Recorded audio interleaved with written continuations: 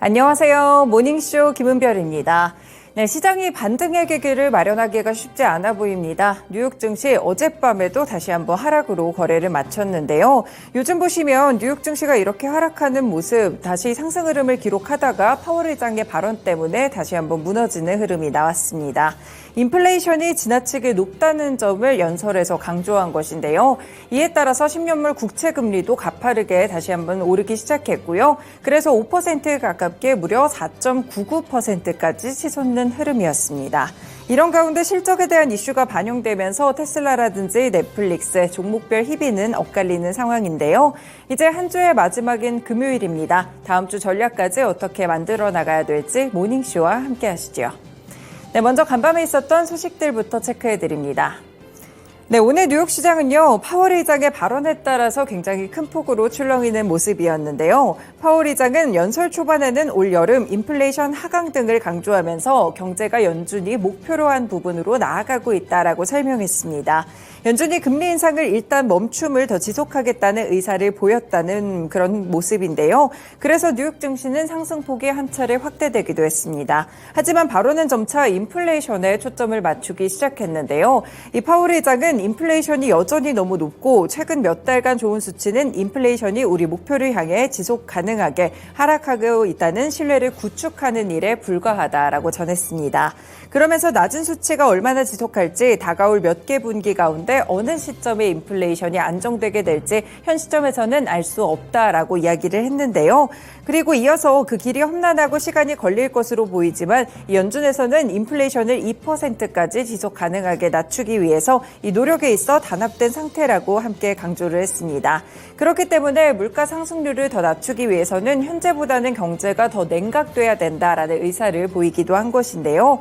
그리고 9월에 소매 판매 지표 호조도 함께 언급을 했습니다. 경제 성장세가 지속해서 예상 밖으로 호조를 보이고 있다라고 진단했는데요. 이 같은 발언은 물가 목표를 안정적으로 달성하기 위해서는 성장률이 1% 후반으로 추정되는 잠재 성장률 밑으로 떨어져야 할 필요성이 있다는 점을 강조했다고 보실 수 있겠습니다.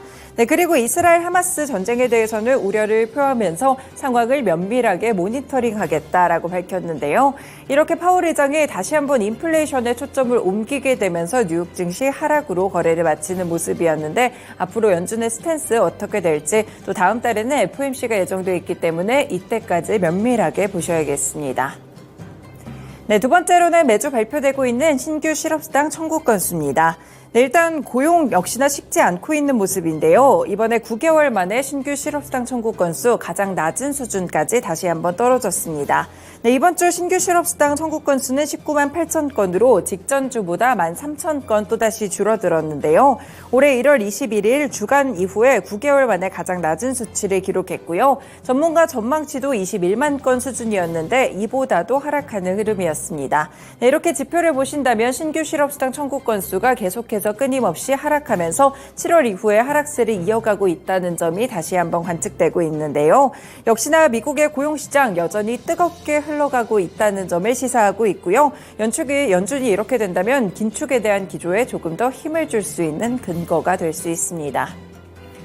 네, 마지막으로 국제정세에 계속 돌아가는 상황들도 함께 체크해 보겠습니다. 이번에 요아브 갈란트 이스라엘 국방부 장관이 현지 시간으로 19일 가자지구 접경 지역에 집결된 지상군에게 진입을 위한 대비 태세를 유지하라고 말했다고 이 통신들이 보도하고 있습니다. 갈란트 장관은 가자지구 접경 지역에서 열린 보병 장병들과의 간담회에서 조직을 정비하고 이제 태세를 유지하라라고 촉구했는데요. 그러면서 지금 가자지구를 멀리서 보는 사람은 누구든 안에서 보게 될 것이라며 내가 약속한다라고 덧붙였습니다. 하지만 그는 지상군 침공이 언제 시작될지는 밝히지 않았다고 통신이 덧붙이기도 했었는데요. 이 가자지구에 대해서 또 지상군이 진입한다 이런 소식들이 좀 나오게 되면서 현재 또 가자지구를 내부에서 볼 수 있다라는 말까지 나오자 가자지구 진입에 대한 이 지상군 투입 이 부분이 다시 한번 리스크로 떠오르고 있는 상황입니다. 이스라엘의 지상군 투입이 임박했다는 전망은 여전하지만 아직까지 작전에 본격적으로 돌입된다는 이런 구체적인 징후는 포착되고 있지 않다는 점 살펴보실 수 있겠고요. 그리고 이번에 예멘 반군의 미사일에 대해서 미군의 해군이 또 드론으로 격추를 시켰다라는 이야기도 함께 나오고 있습니다. 지금 이스라엘과 하마스 간 분쟁이 쉽사리 잦아들지 않고 계속해서 좀 확대되는 양상으로 가고 있는데요. 시장에 여전히 긴장과 불안감으로 남아있다는 점 함께 체크해 보실 수 있겠습니다.